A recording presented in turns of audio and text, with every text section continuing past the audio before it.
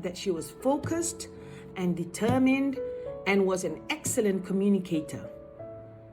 Faizah is a great role model for our lecturers and students.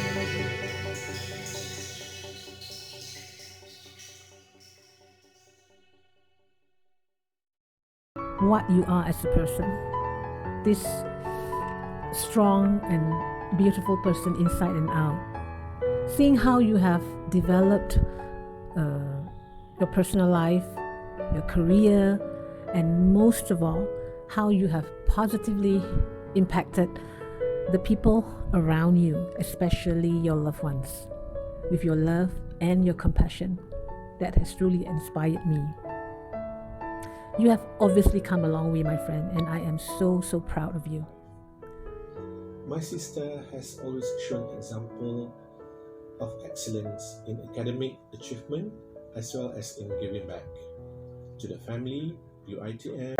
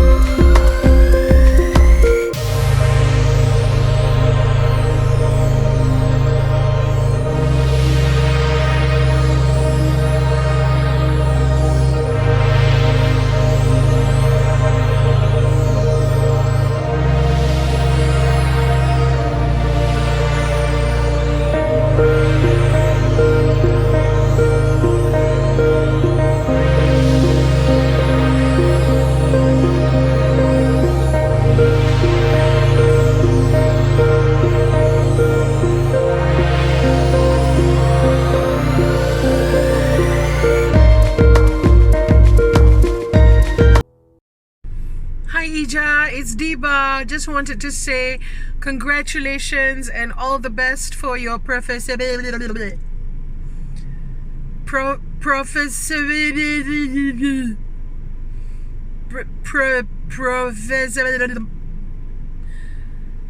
Professorial Talk. Just get enough sleep, breathe, and you'll be fine. Otherwise, if you can't win them, just show them one of your traditional Malay dance moves. You'll be great. You got this.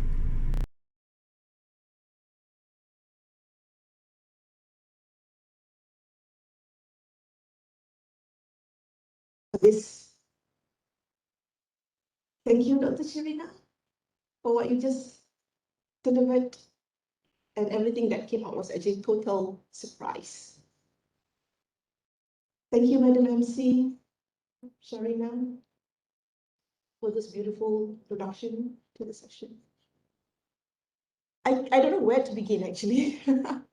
I have rehearsed this over and over again, and I've actually pictured this many, many times since the last few weeks. But Prof. Bib, you trained as well as a TESL student. We did a lot of oral presentation. But I tell you, nothing would have prepared us for this moment. It's a moment filled with a lot of emotion, which is indescribable. But I thank God, the Almighty, for giving me the strength, great health, to be able to be with all of you today. Okay, inshallah, let's just begin. I take this opportunity to thank you, my immediate boss, Prof. Azizo. A big round of applause to him. In his busy schedule, to still be able to come and join us this morning. In particular, I would assume this is him showing me his respect for what I'm doing. I say, Prof, from the very bottom. My first boss, Prof. Bib.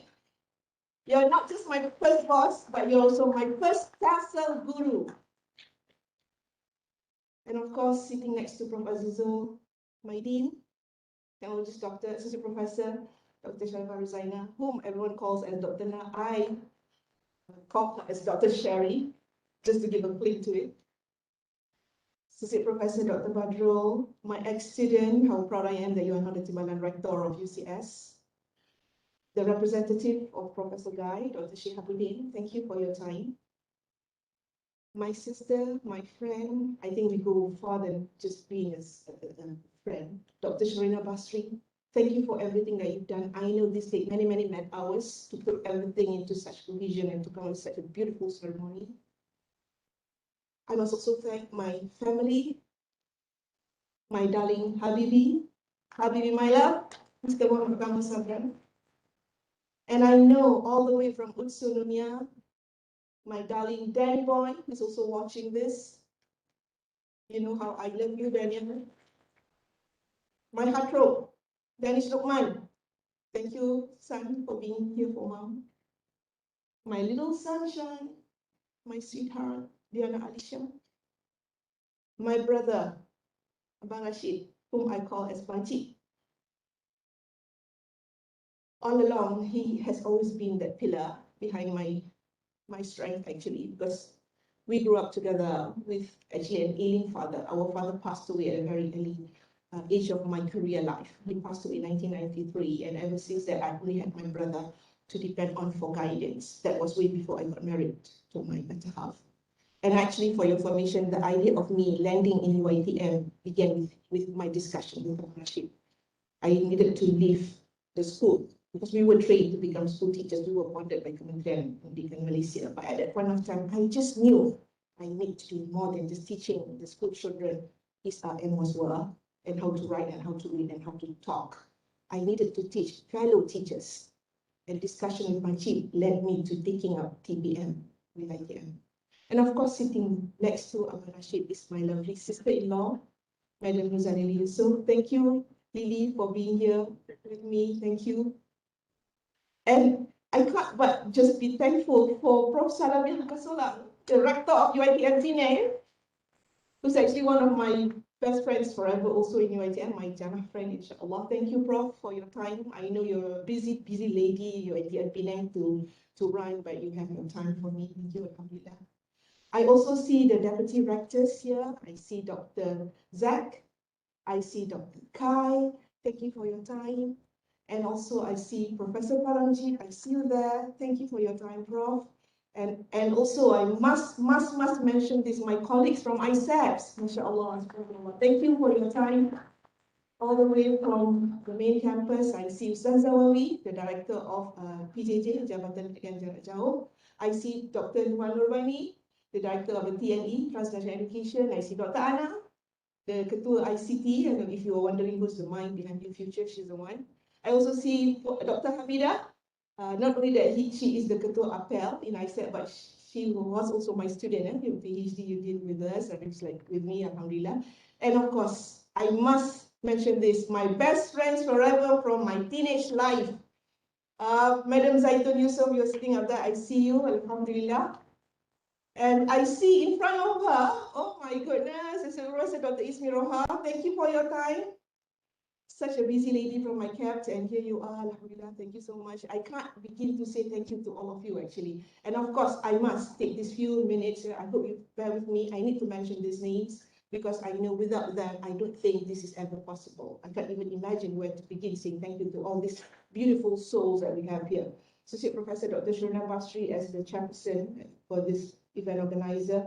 Technologist Dr. Zuraida, I know you're sitting somewhere, Madam Zulfa, Madam Mazrin, Dr. Marina, another TESL sister of mine, Puan Amira, Puan Mariani, Puan Raiha, Puan Zuraini, Dr. Ani Mazlina, Dr. Ilya, Dr. Azza, technologist Dr. Ruslaili, Dr. Cik Fazli, Cik Rahman, Cik Hafizan, Cik Nazri, my younger brother, Cik Adi, Cik Akmal, Puan Farhani, Dr. Sharifah Muslia, I know you're sitting somewhere there, Sharifah Muslia, Puan Nurul Aisyah, Datin, Dr. Nazira, beautiful greeting that you gave me this morning, Associate Professor Dr. Karti, Cik Hafiz, thank you for the beautiful doa, and also Madam Sharina, our MC. I told myself I must mention these names because they deserve the recognition. Ladies and gentlemen, can we put our hands together?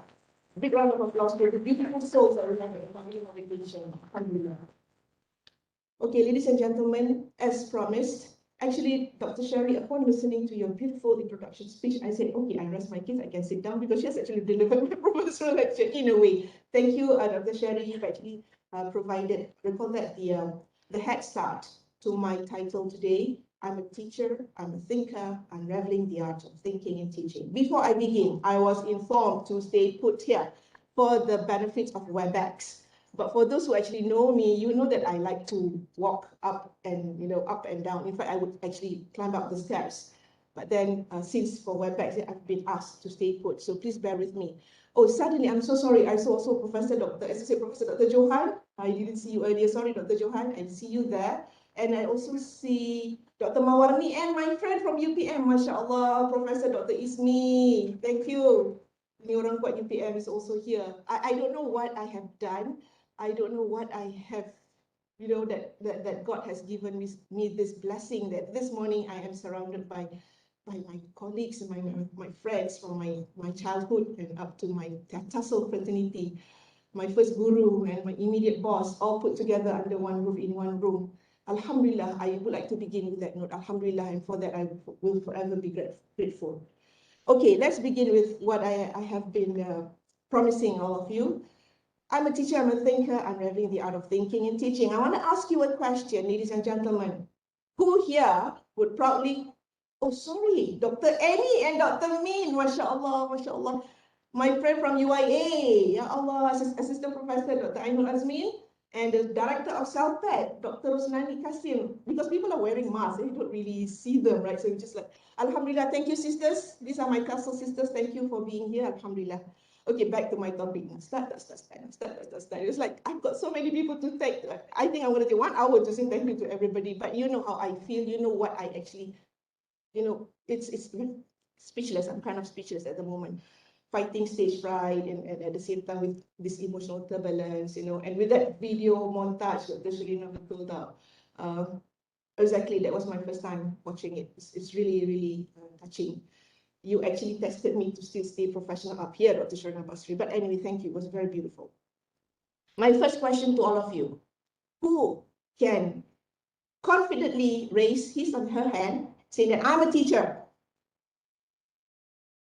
Alhamdulillah. Not all. Maybe a lesson, huh? I'm a thinker teacher. Alhamdulillah. Thank you.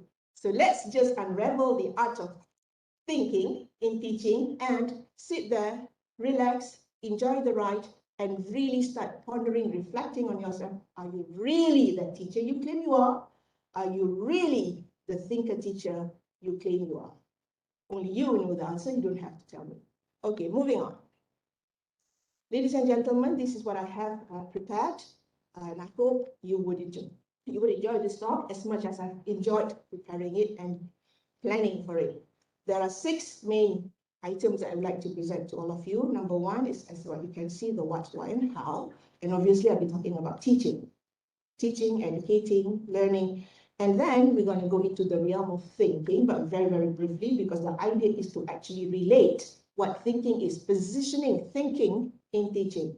And at this point of time, I have 2 formulas actually at the end of my session. I hope when we go back, we could share with our colleagues, with our friends, even with our family members, the art of thinking when we claim that we are a teacher.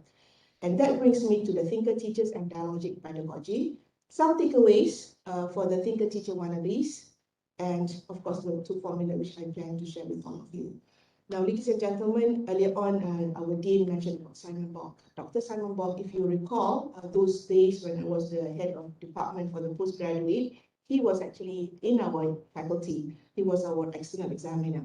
So for those who were with me during that time, Simon Bock actually came to the faculty together with Frank Hartman.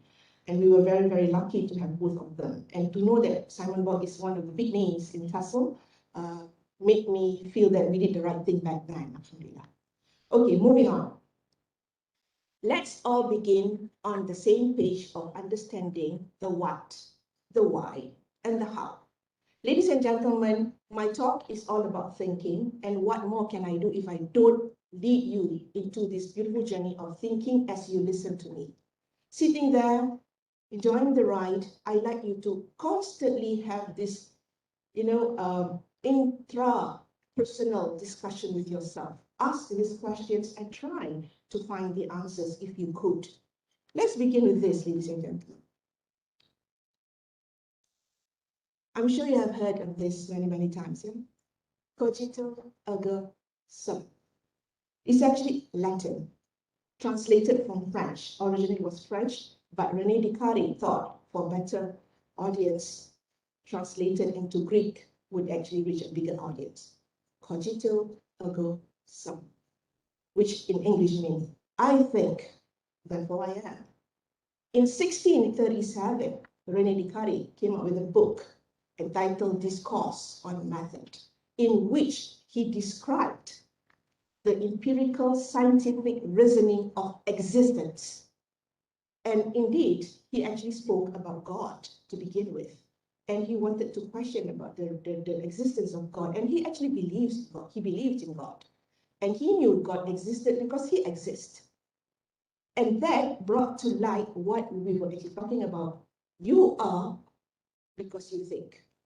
I think, therefore I am. And interestingly, let me bring you to some relevant verses, surahs and verses in the Quran and in Islam. Islam puts responsibility on every individual to personally question, analyze, and clarify. Islam also describes unquestioning minds as polluted, ladies and gentlemen. And Islam also describes unreasoning folks as subhumans. Sinful are we, should we live thinking as a second activity, not a main activity. That brought light to what I wanted to dwell in my professorial lecture. Indeed, I have actually thought about the professorial lecture way, way before when I entered the university for the very first time in 1997, when I first met Prof B again in her room in section 17, reporting for duty on the 12th of November, 1997. Dr. Sharina, you came a week later. I'm 5 days senior. So before Prof. Bib, she asked me this question. I remember that. You said, Faizah, congratulations, you've completed your master's and here you are. You're a TESL student, right? You were with me last time. Yes, you know Dr. Bib. That is the Cik Bib we knew, right? My friends from TESL 1, you guys are sitting there. So staring with her round eyes, she said, okay, what are you going to do in the TESL program? You were here once as a student, now you are here as a lecturer.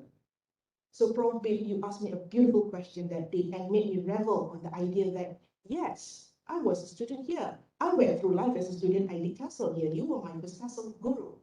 But now I'm sitting at the other side of the desk. That is actually a phrase I learned from her. You are now on the other side of the desk. What are you going to do? So Alhamdulillah, Prof. Bib, with all due respect, it began with you actually. I don't know where would I be had you not asked me that question. So come on, ladies and gentlemen, it's time to think. Let's begin with this question so that we are truly clear. Yeah? What is teaching? What do we mean when we say we teach? Sitting before me amongst you, except for my beautiful friend over there, Madam Zaito, who's actually an accountant, all of us here are teachers by virtue of us teaching whatever our content expert in the university. Whatever university we come from, it could be UPM, Prof. Ismi, could be UiA, Dr. I know as well as Dr. Min as well as Dr. Annie. It could be ACAPT in leadership, Dr. Ismi. Also my fellow colleagues from iCEPS. We're all teachers, we're all teachers. Allow me to use the word teachers, though I actually meant lecturers, instructors, be it, because the noble word that actually describes what we do is teacher. So let's begin with this question. What are those words jumping around your mind at the moment? I challenge you. You're also a teacher in a way to your children, a teacher to your colleagues at work. You know, not just you wear the robe as an academic that you are actually known as a teacher, but when you are a mentor or a coach at work, you're also a teacher. But what do you really mean when you say you teach? What are those words jumping around? And of course, one of our educationists, yeah, Jeremy Brunner, for those who did education, the name Brunner is nothing new. To Brunner, he said, it's not a matter of getting him here is a student, to commit results to mind. Rather, it is to teach him to participate in a process that makes possible the establishment of knowledge. Ladies and gentlemen, the word that I like to draw your attention to is participate.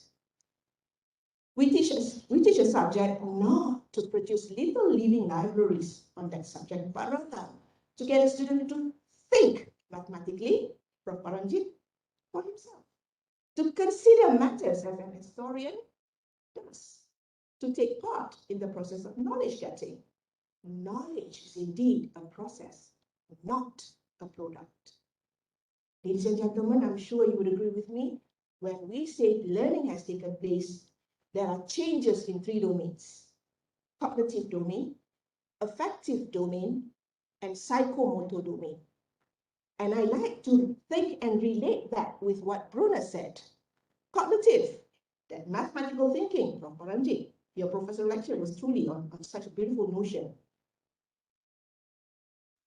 Affective domain, how they consider, like what an historian would do, affective domain, when you value, you appreciate, you critique, but from the positive perspective. And taking part, psychomotor. So I think Brunner's quotation here is beautifully describing what we've been trained about what is learning.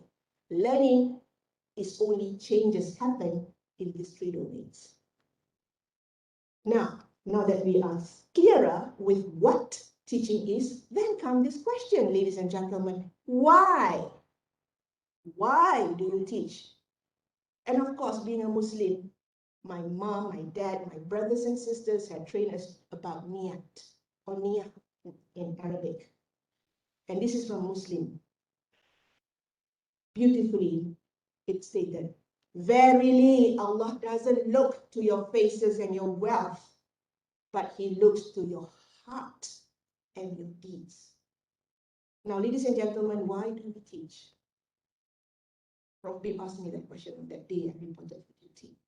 when I was a teacher assigned to Sekolah Tun Fatimah Way in 1993, my pengetua, Puan Murni Karto, also congratulated me for graduating. And here I am in one of the prestigious school, a boarding school. But what are you going to do, 23-year-old girl, training somebody who's just a couple of years younger than you? Questioning, why do we teach? Let me share with you, ladies and gentlemen, I have the privilege of sitting in some interview sessions for the young new lecturers. And when Prof Ismi, when you were at ILCAM, you like to invite me to give talks to young lecturers that we have before they get to be permanent. They had to go through what we call the Khusus Asas Pengajian, and I'm one of the regular speakers. And I spoke on reflective teaching, and I like to ask questions, and I go up and down the staircase, and I talk in between the audience, and I pass the mic to them so that they would be able to also participate. And one of those questions that I asked them is that, why are you here? Why do you want to work with UiTM? Why do you want to teach? There are many things that you can do, but you want to be here. Also, the same questions I asked to the new lecturers who I interviewed with a panel of interviewers. I'm very happy with their answers, proud even. But I can't deny there are questions that make me cringe. Things like, oh, it's easy, I can go back at 3 o'clock to fetch my children at school. I heard that in the very hall in UiTM when I gave a talk for KAP. I think I mentioned that to Dr. Ismi. And in the interview, it was just last week, I interviewed, it was via online. She just got back from Japan. She's still quarantined in Holiday Inn Hotel somewhere with a PhD in mechanical engineering, registered with the Board of Engineers Malaysia, and also had a technologist and professional recognition. But she wanted to teach Japanese language just because she studied in Japan. And I asked her this question, why are you asking to teach Japanese language? You are a professional engineer registered with MBOD and also the Board of Engineers Malaysia. And you have a PhD and you did a postdoc and you're coming back from your postdoc. Prof Samia, we're talking about engineers here wanting to teach Japanese, okay? And you know what she said at the end, when I allowed her to, do you have any questions to ask us? She asked me this question because I was a chairperson at that point of time. Prof, if I get this job, can I be sent to Aram? Because my husband got a job in Aram. My heart just sank. I literally, at the first point, I already said that, we need a lot to think about, to consider whether we want to accept. I'm not revealing the results. You don't know whether we take her in or we take her out. But the response she gave really turned me, because I'm a teacher educator, and I've always had this passion for teaching, and there's a reason why I'm here teaching, and I know there's a reason why you are here teaching. But if the reasons are because of things like that, I think we are in trouble. Yeah, so that is why the niyah, yeah? Allah looks not at your wealth, not look at your face, but look at your heart and the deeds. Why you want to be a teacher? Why you want to teach of all the jobs we have? And of course, one of the famous person in life, beautiful soul that we have in the education realm is none other than Syed Muhammad Nakib Al-Atas. UiA people, you might be happy. Syed Nakib said this, to know how to put what knowledge in which place is wisdom, in bracket hikmah. Otherwise, knowledge without order and seeking it without discipline does lead to confusion and hence to injustice to one's self. When you are injustice to yourself, can you imagine the injustice you do to your students? That 20, 25 pair of eyeballs rolling up and down you when you are in the class, leading the discussion, leading their learning journey, anticipating questions that make their mind work. But if the wisdom is not put at the right place because of your niyyah, go backtrack the niyyah, and what you think teaching is, the what, then it could bring us to the how later. Then we have this question. Ladies and gentlemen, sitting there, enjoying this conducive environment in this beautiful DK500, how do you teach? We thought of the what, we thought of the why. Now let's think about how. Stereotypical, semester in, semester out, same. PowerPoint, the last 5 years PowerPoint, still the same. Templated, you actually have a script to say. and you follow strictly to the script. So suddenly your student says something else, you ignore because it's not within your script context. Wallahu alam. Same O, same O.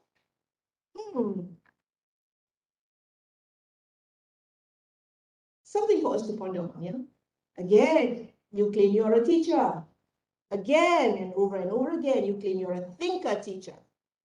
Think your why and your how.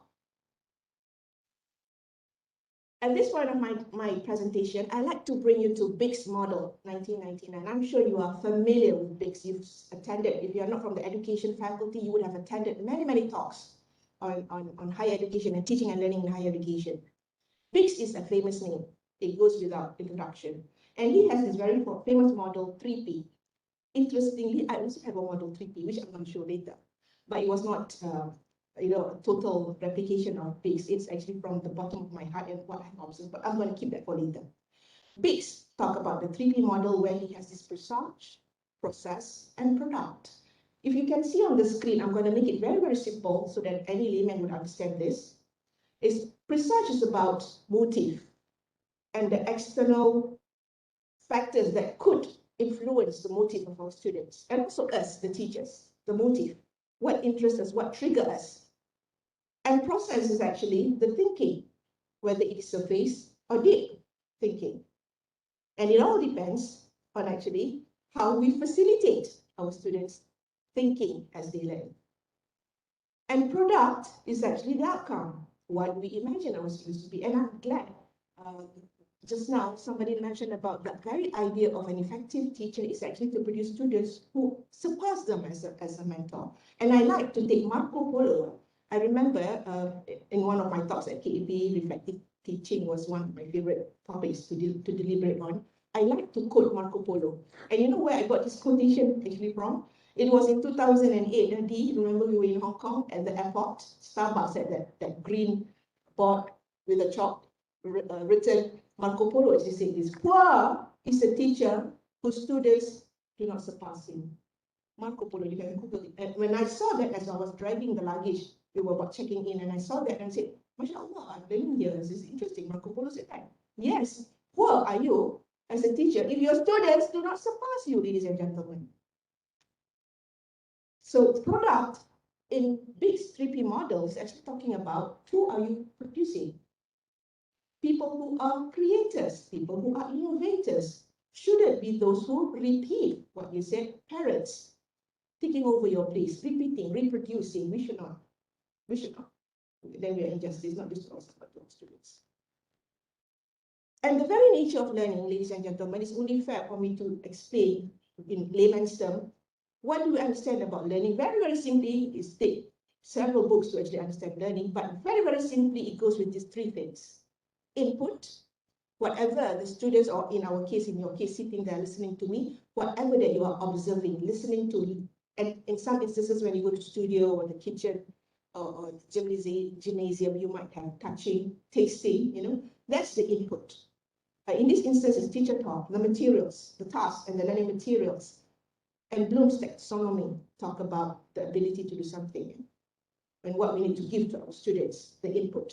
Intake is process information. Information processing. How does the brain, the cognition, and this is what Simon Borg mentioned about cognition just now. How does the brain absorb and make sense of that input? The idea of assimilation, the idea of schemata, of knowledge. And then we do have FI and FD, field independent and field dependent students. You can't help it. They can't help it. They were born with such DNA. God had made them a FI person. God had made them an FD person. But what we can do to assist them is the strategies, training the strategies. We also have the right brain and left brain dominated students. Even us, we could be right or left brain dominated. We can't help it. It's our preference. But what we can do to learn and to train are the strategies. So the intake is much dependent on what we do with them when we engage with the students. And output is actually what the students were able to make use out of the new skill or the new information that they gather from us. And this is when I differentiate, like what Biggs mentioned just now, surface of deep learning, and then in terms of skills, we talk about is it proficient, is it competent, And of course, I must bring Solo. Familiar with Solo? Not Han Solo from Star Wars. Who could guess what Solo that I'm referring to here? I have a book to give away. It's a book which we wrote together, me, Annie, the 21st Century Toolkits for teaching 21st century skills. I have that book to give away.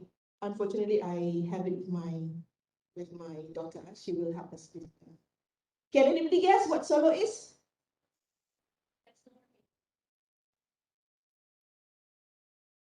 Yes, indeed, Prof. Correct. But in full, what is Solo? Never mind, that's why you are here. Structured, observable learning outcome. What is it? Or before I go there, suspense, keeping you guys suspense. Structured, observable learning outcome. That's all Solo. But it's related to Bloom's taxonomy. There's a connection between these two. Okay, remember earlier on I said that it's not just based with the 3P model. Faizah also has a 3P model, and this started in 2005. And when I had that opportunity, thank you, Dr. Ismi, Prof. Ismi, you were the one who actually invited me to ILCAM, and then at that point of time, ILCAM to deliberate on reflective teaching. And then I realized of this 3P, not like base, some which different because I'm more to the ground where we're talking about what do teachers actually do. So here we talk about teacher present, there's the input, students practice, that's the process, if it is at base, and then students produce. And if you want to look at that illustration of the figure that I have there, teacher input is external stimuli. And then the students' practice is actually they are thinking and they are doing and they are applying. So we've got that. Student intake, information processing, fully guided to total independence. And students produce, we have all that self-appraisal, peer feedback, and teacher feedback.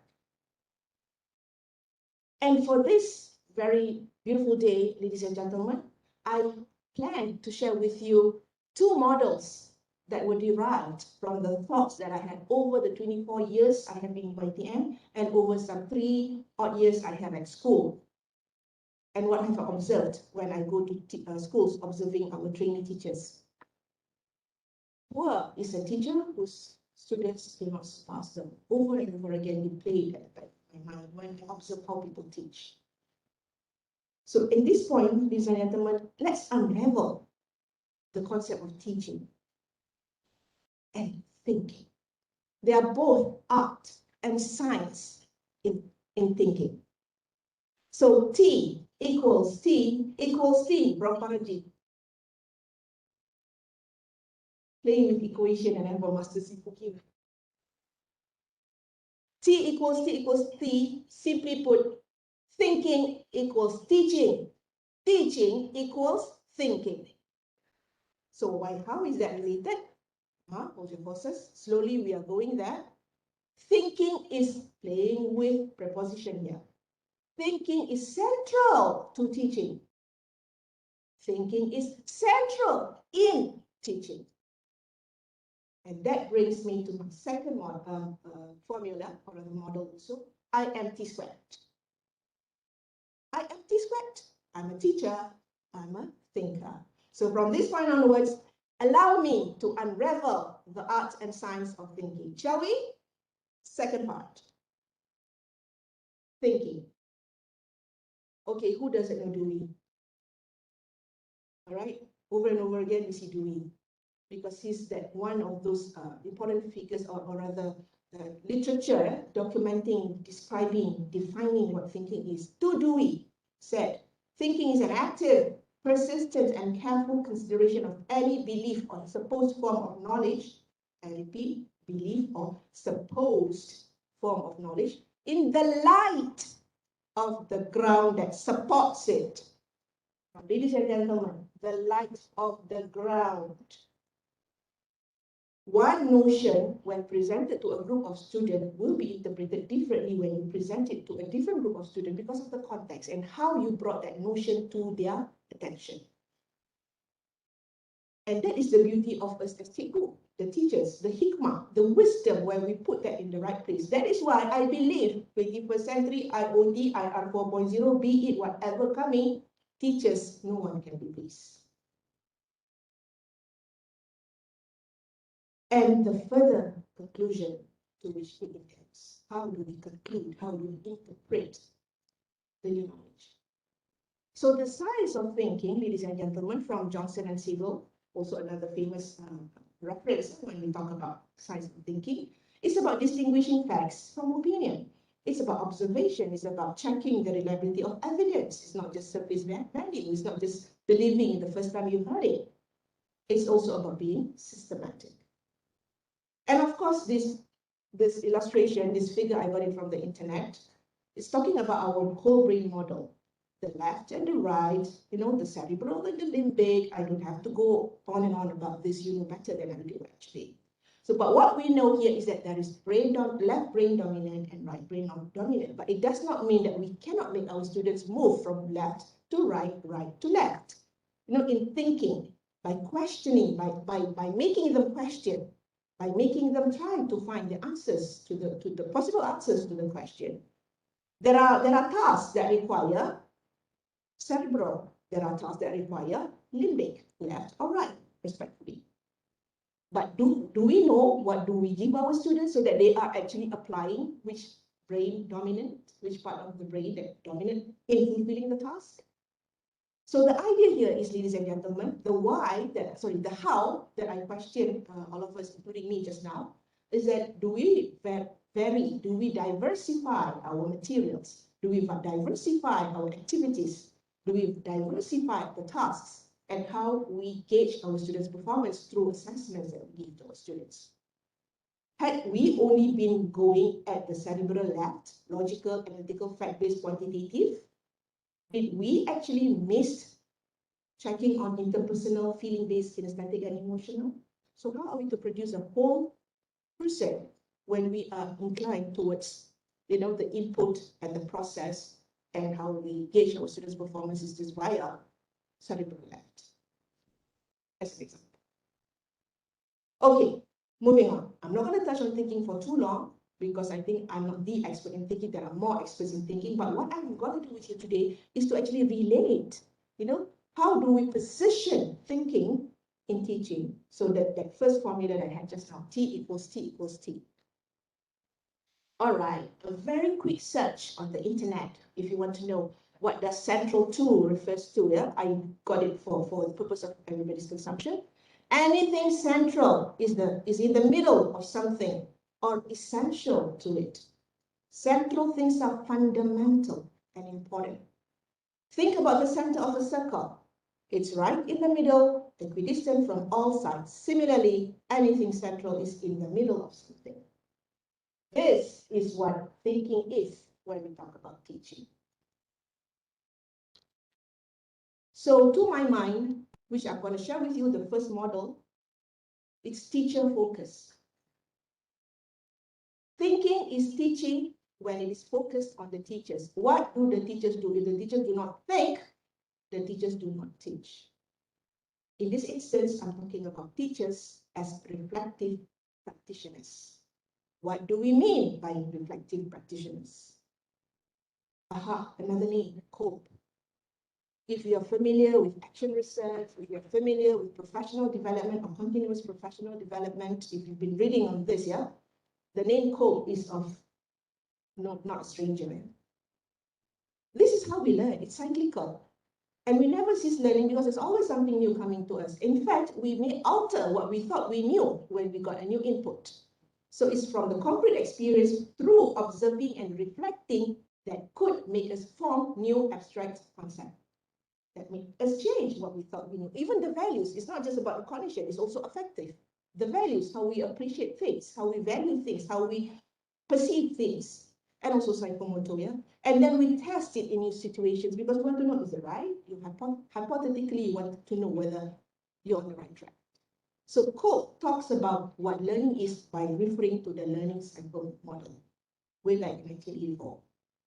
And Wallace's model, another beautiful one, Dr. Su, who did PhD with me, She actually, one of the models that she referred to in her PhD was actually Wallace's model, Wallace's reflective practice model of professional education. It's not just about novice, it's not just being expert. Even though you are an expert, you are always a learner.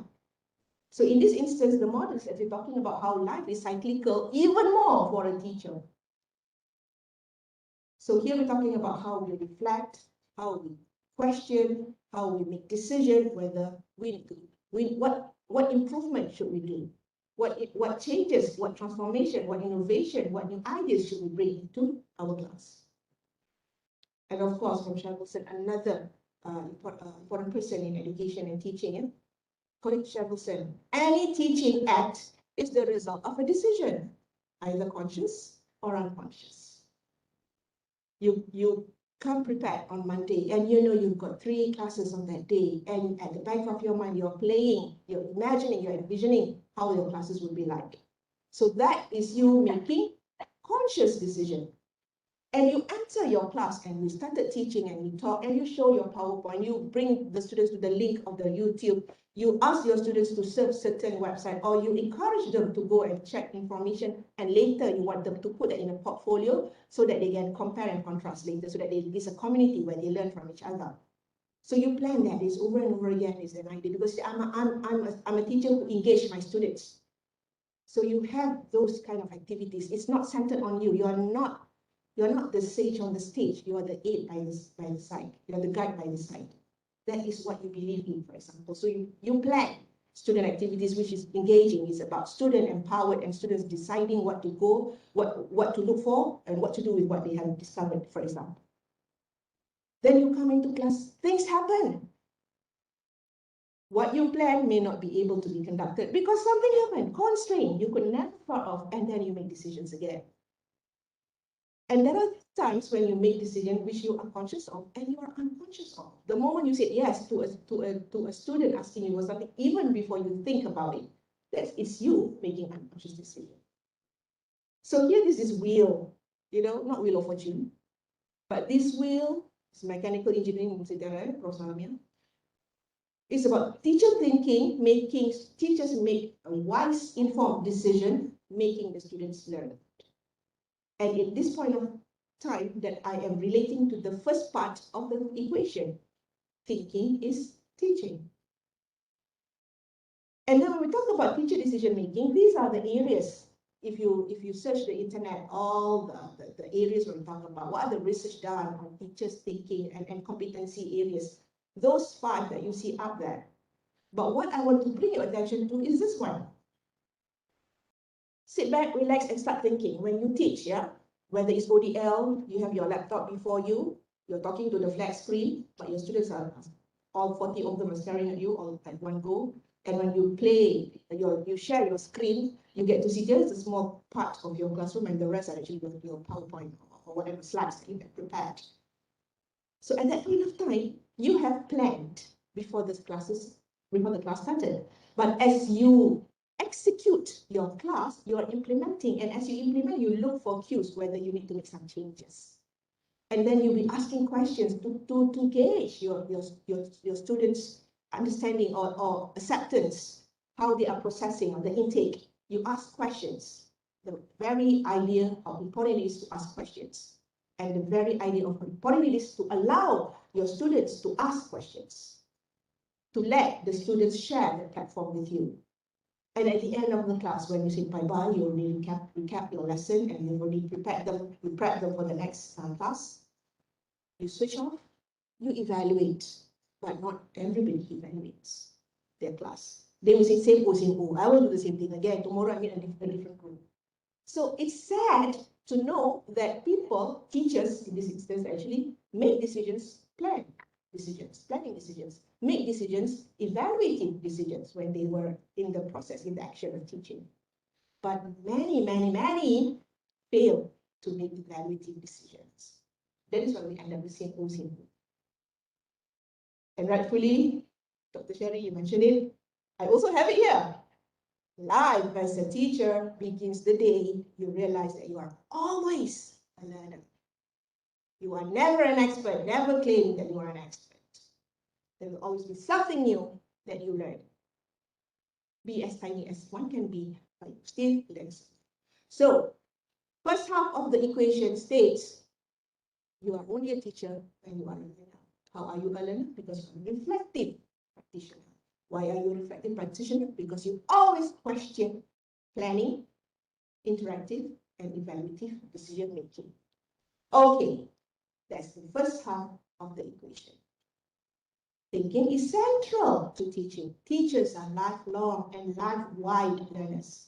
Especially in the 21st century, you're having Generation Z coming your way. We are having millennials now, but Z is coming out. Okay, my children are Generation Z. They're already testing me with a lot of things which I had to change some approaches to suit the era.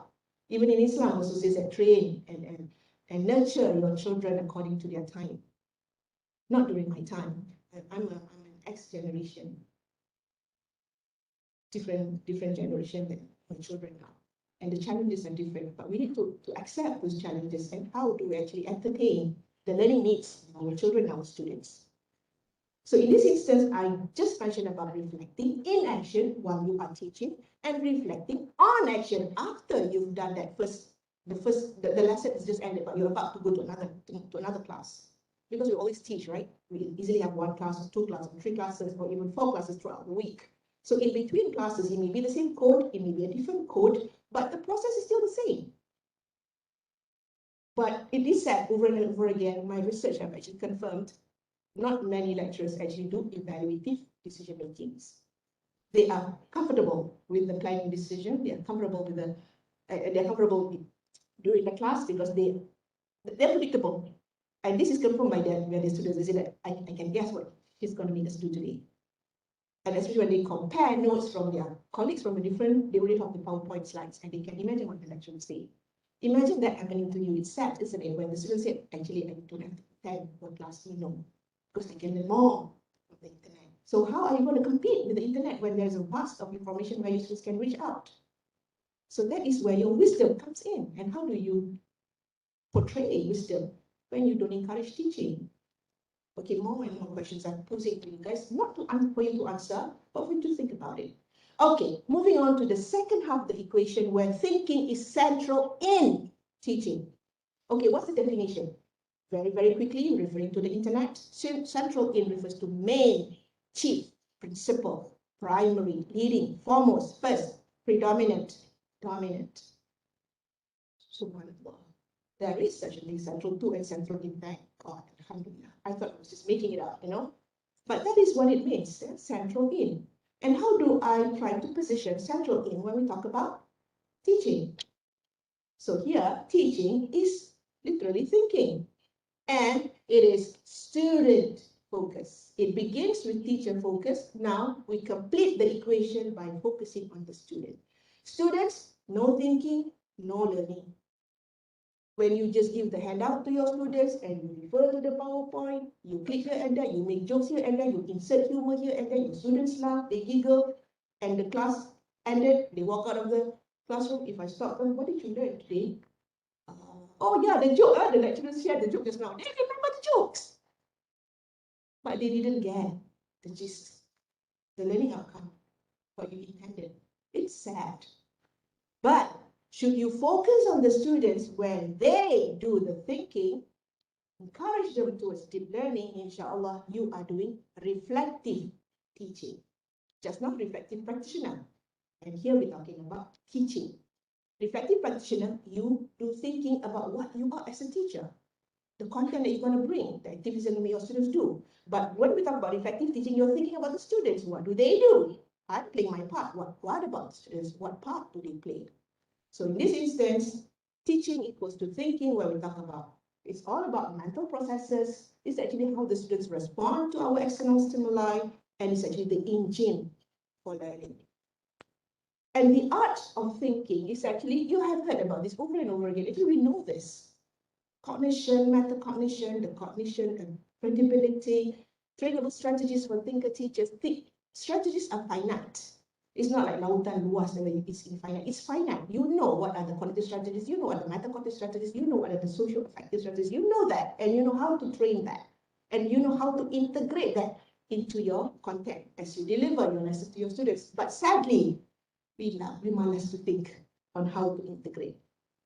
I'm saying this with all due respect. I'm not saying you, I'm saying me too, because we are all human beings. But it's a good wake-up call to realize how important it is to actually make our students think, but we need to guide and facilitate that.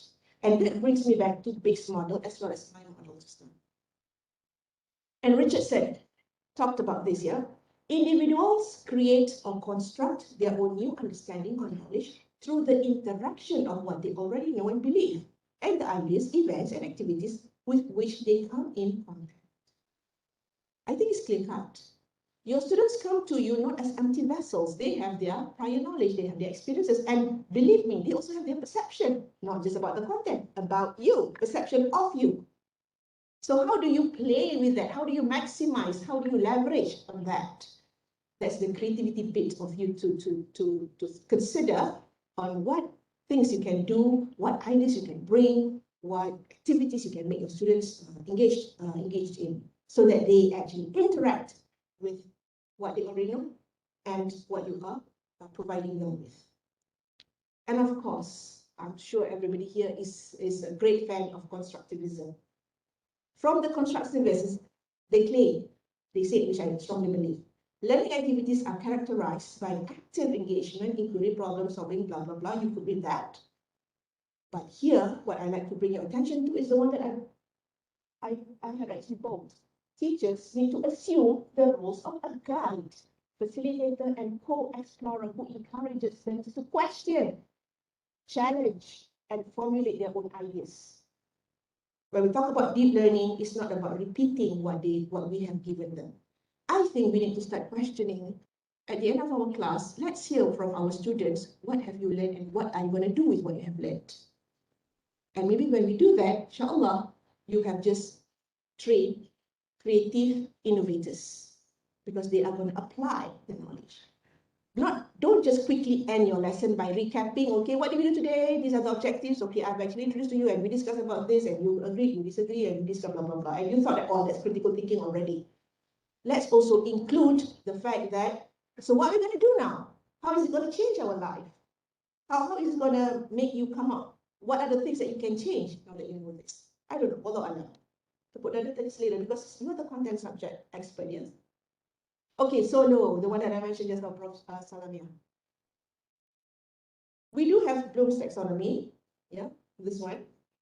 You know this, I don't have to go through this. But basically, at the end, the pinnacle of the pyramid is to produce students who are creators, innovators.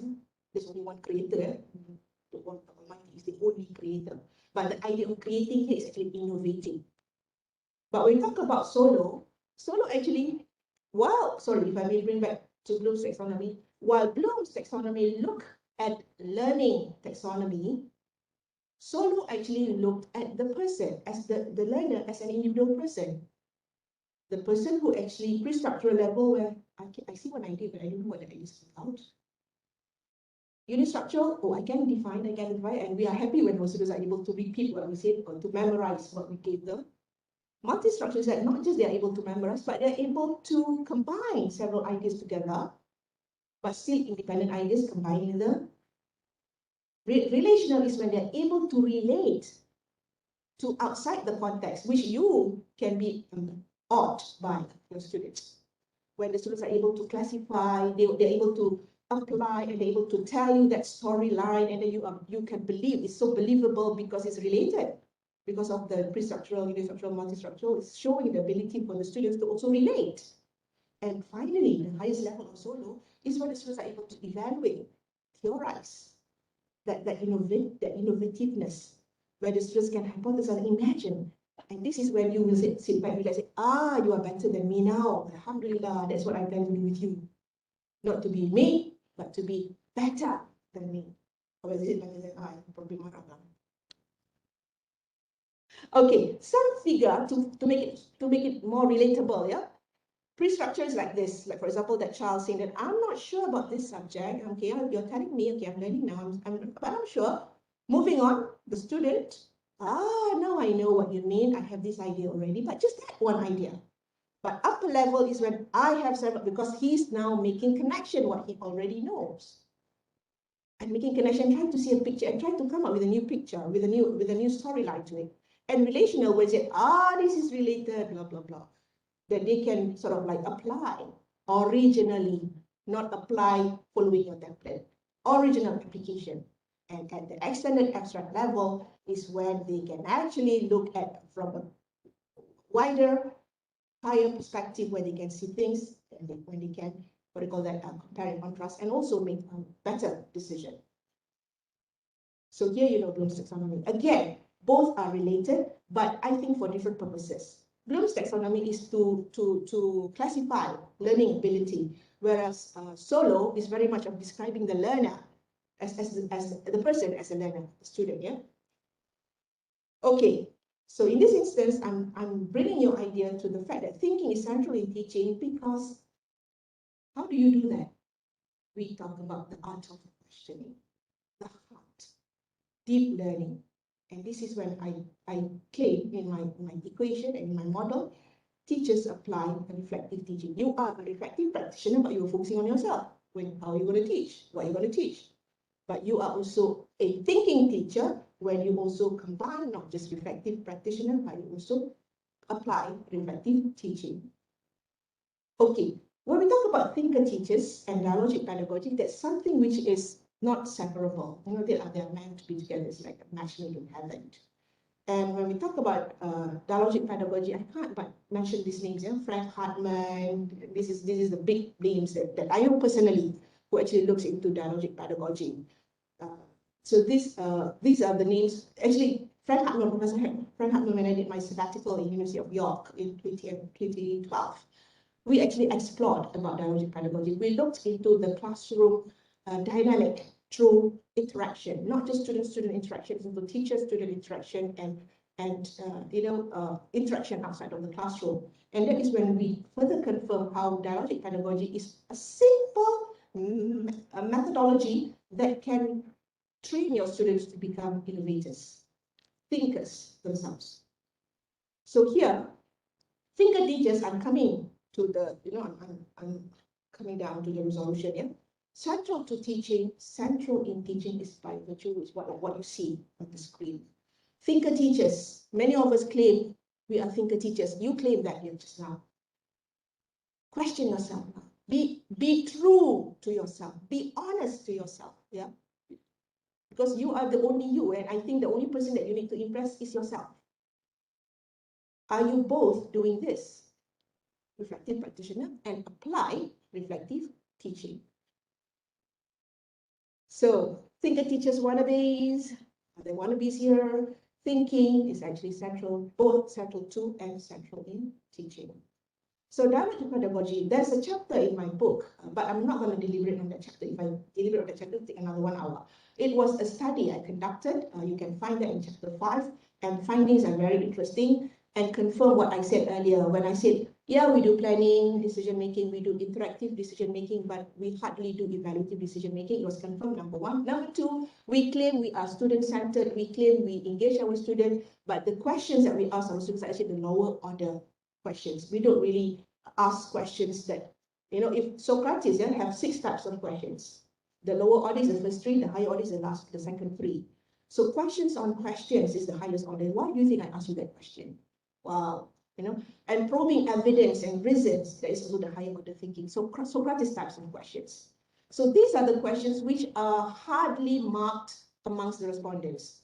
The kind of questions they ask tend to be, do you understand? Can you explain that again? How do we apply this? That's just the highest. How do we apply this? But extending it to the second higher order of thinking, not much have been observed from that research. And also when I read of late, the research conducted of late, I noticed similar trend. So I suppose we are still stuck there. I don't know. I'm not saying you, I'm also saying me, because sometimes when I teach, I also, at the end of it, when I evaluate my own class, I said, Alamak, I don't think I've given my best. I have to admit, I don't think I've given my best. I don't think I've actually made my students explore this motion, because it takes a lot of effort, walaupun tak ada masa, it's just the brain thinking, right? It's more tiring to do the laundry, right, than ironing. But then the thinking bit, you don't have to move. You just sit there and think. But that's the most difficult thing to do. Not you, me. I'm talking me here. Okay. So this is also iZed, another name when we talk about pedagogy. This is what is said. You can read that. It also is in the book. It's talking about improved collective inquiry processes where we actually learn from each other. And at this point of time, I think I must mention this to you. Adibah Noor 6 thinking hats. You know, all the colors, the white, the black, the green, the yellow, the red, and what is the other color that I missed? You know, all that. If we do role play, I would like to imagine or to suggest that we do this. Okay, today everybody wears white hat because we want to be neutral. Let's be objective and see things from different. We are not judging, just explore. But then, okay, one group you wear the black hat. Why are you the black hat? Because you need to be the devil's advocate. You need to caution us. You need to look at the things that we might lose, might lose in focus. So you're gonna keep us in track. One day. Another day maybe, okay, let's have one yellow hat group and one red hat group, for example. Hold on. And you play by that role playing, then I suppose your class will be more, in a way, lively because you're making them think without them realizing that they are thinking. They thought they're just role playing. Okay. So to continue dialogic pedagogy is actually an alternative pedagogy which encourages active and engaging participation. And why are we doing this? It's for meaningful dialogues and to promote CCTS, not CCTV. What is CCTS? I've got another book to give away. What is CCTS? This is easy. Come on. Thank you, Dr. Sharina. That did you well. Great. Critical, creative thinking skill. All right, so Dr. Sharina deserves a book. Prof. Salamia, one book. Dr. Sharina, another book. Yeah, Disha, you help me remember the recipient of the books. Okay, I've got 4 books actually, so I'm going to keep the 2 books for more in the future. Okay, so this is just a simple, description, the differences between dialogical teaching and traditional teaching, which you actually can get from the book. What I want to show to you is actually this. It's actually taken from the internet, from Didactic. If you go to the webpage of Didactic, it has this monological and the dialogical teaching. What I like to bring your attention to is, let's look at this one, yeah?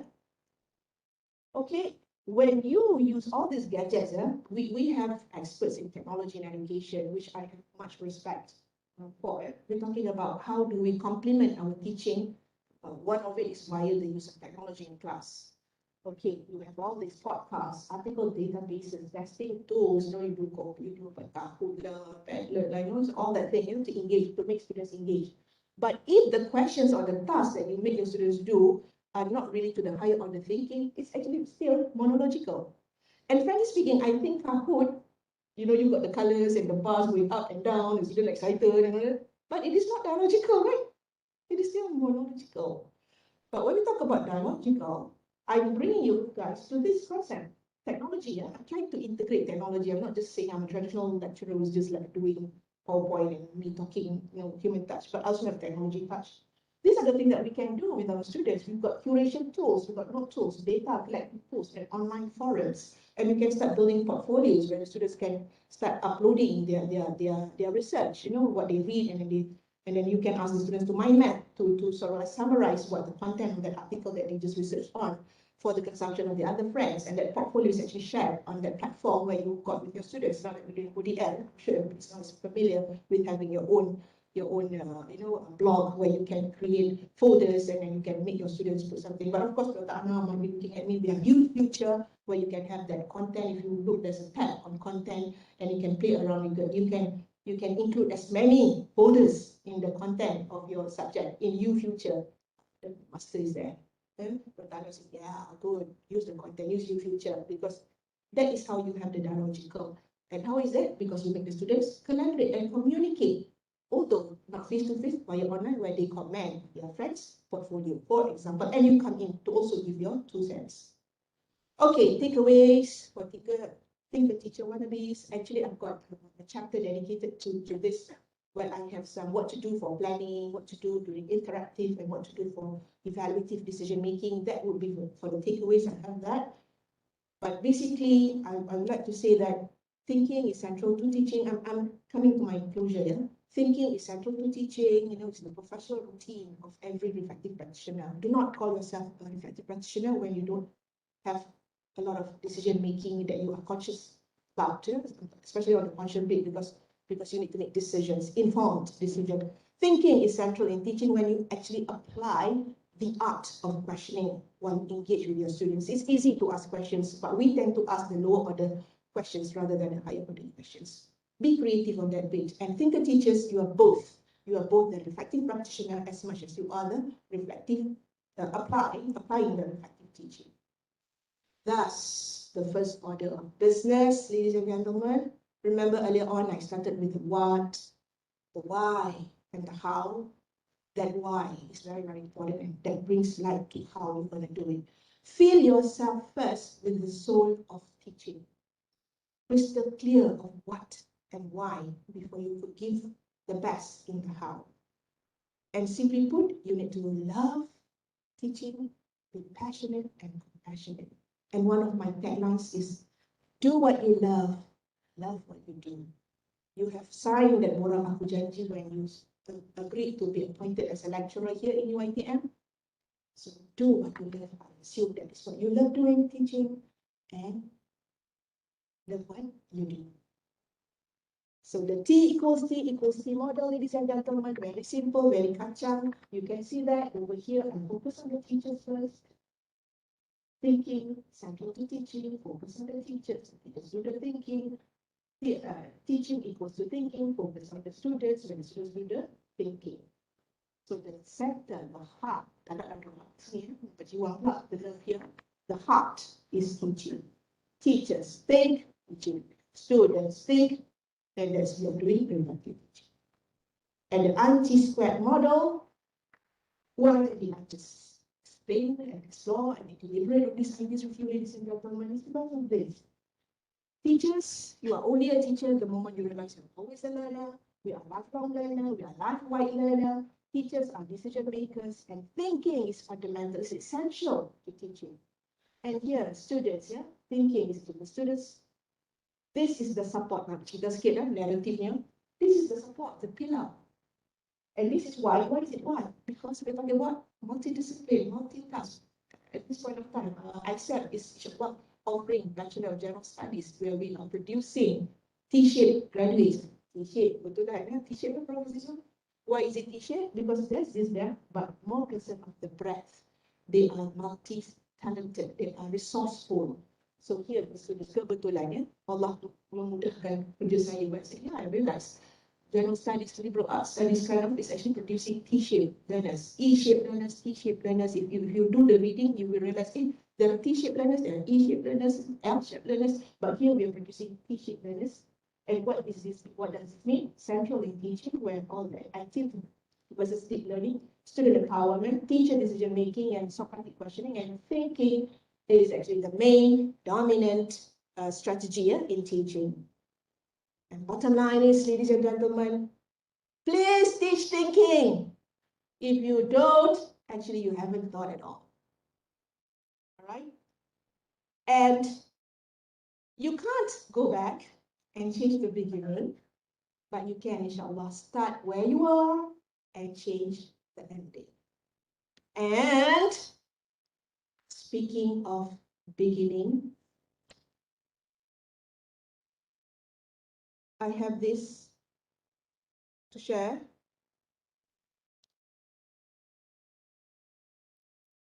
My mom.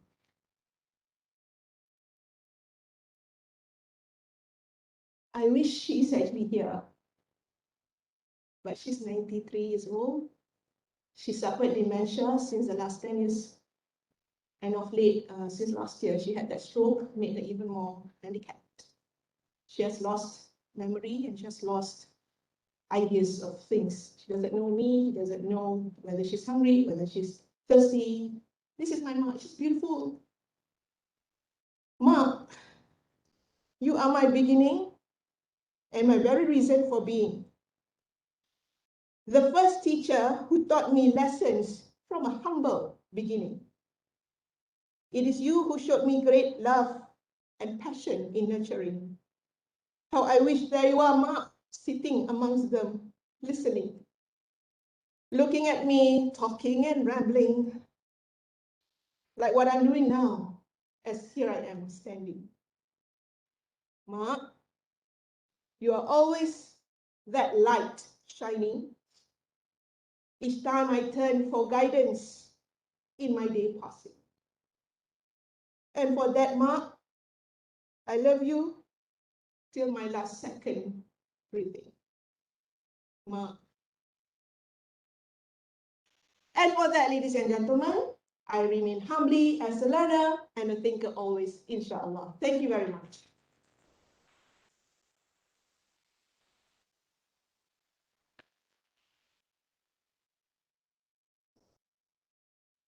As usual, Prof, listening to your knowledge and user experience. Please remain standing on stage, Prof, for question and answer session. And due to the time limitation, we can only welcome one question from the hall and one question from the online platform.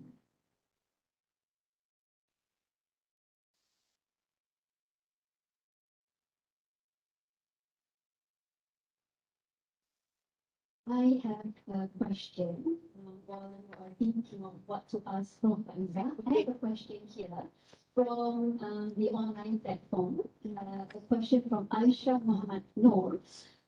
She asked, what are the challenges in teaching thinking, Prof? The first challenge is for the teachers to also do thinking in the first place. Because I said, if you remember earlier, I mentioned about it's difficult to do ironing. I'm a housewife at the same time, mother, they have to iron clothes and it's sweaty and stuff. You have to move your limbs and then it's hard to do ironing, for example. But actually, sitting down, thinking is harder. So especially for a teacher, the first challenge is actually with himself or herself. Whether you are a thinker teacher, that is the first challenge. And that challenge is because of another challenge, which is whether you love what you do in the first place. Because when we talk about teaching, it's actually thinking. And thinking is not just you as a teacher, but also for the students. How do you actually guide and facilitate the students' thinking? And that is the challenge, actually, if I have answered that question. Yeah? Thank you, Prof. I welcome one more question from all.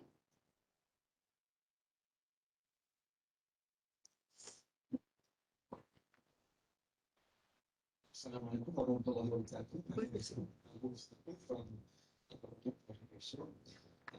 Since I'm a graduate teachers, I'm teaching art and design. My background is art and design also. And now I'm teaching the design in Faculty of Education. And as creative teachers, we can consider as creative. Consider as a thinker teachers because we are always teaching the students to have the creative thinking to create something new design. Okay. It's actually a comment, right, Fadili? Cik Fadli? It's actually a comment, right? You're claiming that art and design teachers actually creative teachers, yeah, by default. Yeah. Can I counter comment? Thinking, God. My counter comment is this. Yes, it's easy to quickly claim that you are creative teachers simply because by default you are in that realm. It's in the subject. It's by default. But the very idea of a thinker teacher does not actually depend on the subject. If you are a thinker teacher, regardless, even a mathematics department, and you could have thinker teachers, but not logical thinking only. Remember the 4 quadrants of the brain when we talk about, or even let's just go with the hats, colors. Put on a red hat, not red shoes and dance. Put on the red hat and start putting emotion, putting feelings to it. What does this number give us? Let's talk about us as a human being. Let's talk about us in our family. What does this number tell us? What does this equation tell us? So putting emotion. Or maybe you talk a blue hat. There's this equation in math, creativity. Just put on a blue hat. The question that you ask, okay, blue is for penny. Penny, the beginning and the ending and the process that goes through. Okay, with this equation, what do you think we can come up with a plan? What plan can we derive out of this? That's a blue hat. If it's a yellow hat, then maybe you ask the students, let's be fresh with ideas, that's open to ideas, it's positive optimism versus the black hat, which is negative logical. This is a positive logical. What new things can we do? Be creative, coming up with ideas. So that's the yellow hat. Okay. So what I'm trying to say, yes, by default, it's easy for art, design lecturers, teachers to be creative. But I challenge you, are you really, if you are only destined to teach your students simple, and you don't actually challenge them via that kind of questionings? Recall the 6 colors hat, the 6 hats.